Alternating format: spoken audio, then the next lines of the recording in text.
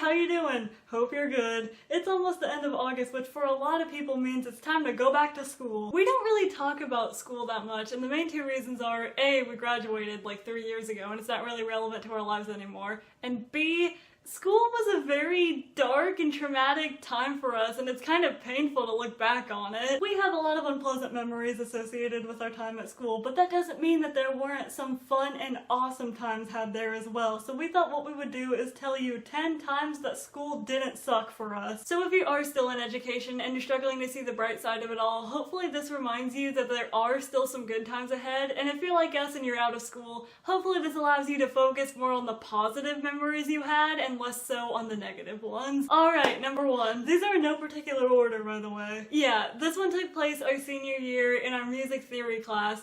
Basically, it was a small class to begin with anyway, but on this particular day, most of the class was away on a field trip, so there was only 4 of us left. There was a school dance that night, and that particular teacher was chaperoning it, and she got to talking to all of us about how she hated when she goes to the school dances, and apparently all the kids do the Cotton-Eyed Joe dance wrong. So she gets all of us up in a line and teaches us the Cotton-Eyed Joe dance. We just spent the whole hour laughing and dancing, and it was so much fun. This next story was an assignment we got to do in our chemistry class. Basically, we got to tie-dye t-shirts, which, you know, is vaguely chemistry, but we really didn't learn that much. We just all brought in a white t-shirt and got to tie-dye it, and the best part about this was we actually failed chemistry and got to take it over a second time, so we did this assignment twice. These are the shirts we did our junior year, and they came out so good. People don't even believe us when we tell them that we made these. This next story takes place during Halloween of our senior year in our music history and appreciation class. Basically, we were all too hyped about Halloween and spooky times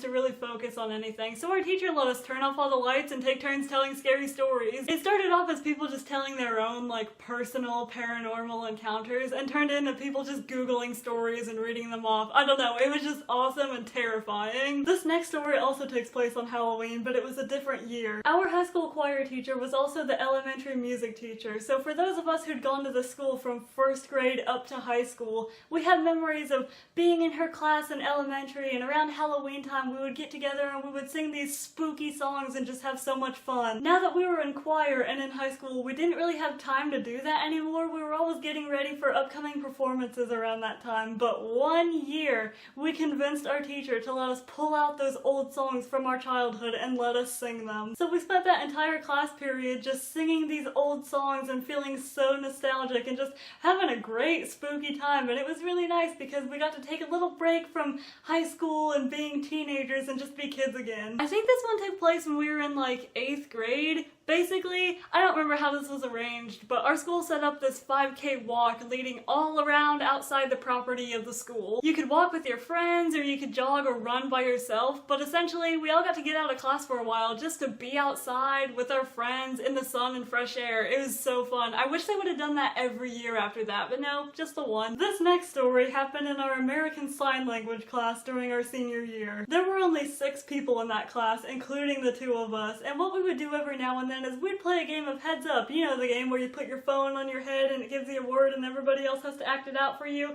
We would play that with our vocab words because it really helped us learn and study for tests. Our teacher was a pretty carefree person, so we were doing that and we just all got to laughing and joking so hard, and it ended up with 3 of our male friends acting out giving birth, and oh my god, it was so funny. This next one is really wholesome. So when we were in 8th grade, our mom had to have open heart surgery, and obviously that was a really scary, stressful, confusing time for us and our family, and of course our mom. Our health teacher and our mom are really good friends, so basically one day in the midst of all this, we come into health class and our teacher pretty much dropped the lesson plan that day to have our whole class make get well soon cards for our mom that we could take to the hospital and give to her. I don't know, it was just so sweet and so heartwarming, and our mom got a big kick out of it, and I still can't believe she did that. That was amazing. This next one is another one from our music history and appreciation class. Part of our final for that class was to make a big class music video. If you've seen our day in the life video we did during our senior year, then you can see us filming parts of this music video, but we basically all got to split up,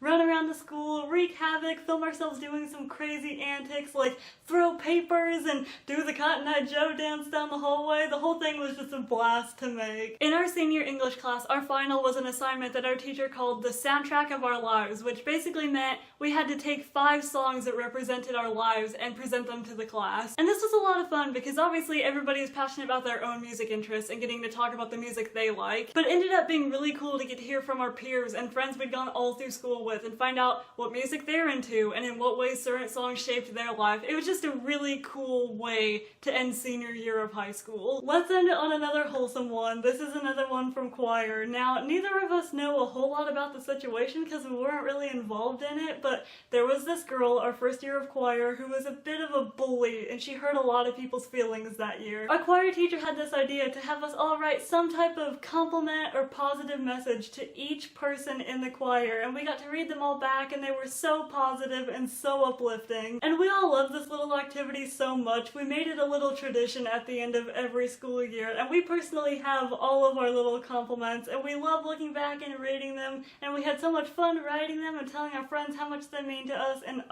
it was so wholesome. This was fun. Looking back on some positive experience from high school has actually been really therapeutic for us. Tell us down below about a time when school didn't suck that much for you and we can all focus on those positive times. Give this video a thumbs up if you enjoyed it, and if you'd like to see more of our videos and you haven't already, you can subscribe, turn on our post notifications, and feel free to check out our social medias if you want to hang out with us some more. Thanks so much for watching. We hope this video has improved your life in some type of way because you deserve to be happy. We appreciate you, and we'll see you soon. Bye!